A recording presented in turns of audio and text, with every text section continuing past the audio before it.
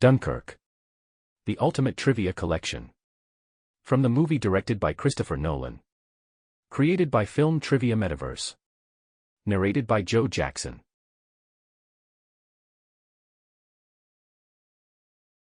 Introduction.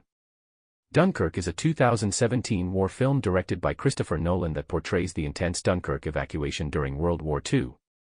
The story unfolds from three perspectives: land, sea, and air. On the beach, thousands of Allied soldiers face the imminent threat of German forces while awaiting rescue. Civilians, represented by a boat owner named Dawson, cross the English Channel to assist in the evacuation.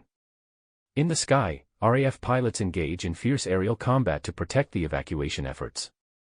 The film emphasizes suspense, survival, and the human experience of war, with minimal dialogue and a heavy focus on visual storytelling.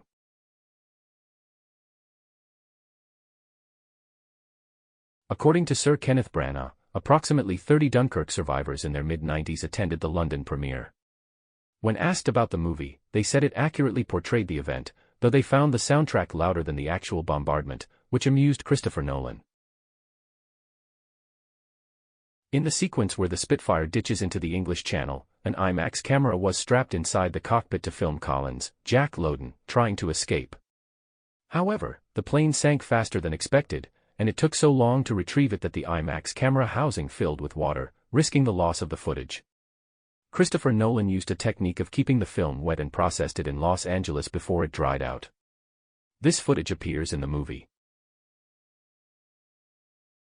After learning from first-hand accounts how young and inexperienced the soldiers at Dunkirk were, Christopher Nolan decided to cast young and relatively unknown actors for the beach scenes.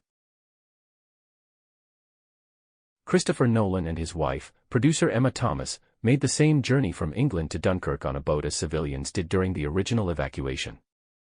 The crossing took 19 hours due to rough sea conditions. Dunkirk is told from three perspectives: the beach with infantry, featuring Finn Whitehead and Harry Styles; the evacuation by the Navy, with Cillian Murphy and Mark Rylance showing civilians' involvement; and the air with Tom Hardy flying a Spitfire in combat. Nolan explained that these differing time frames of the soldiers' experiences helped shape the film's complex structure.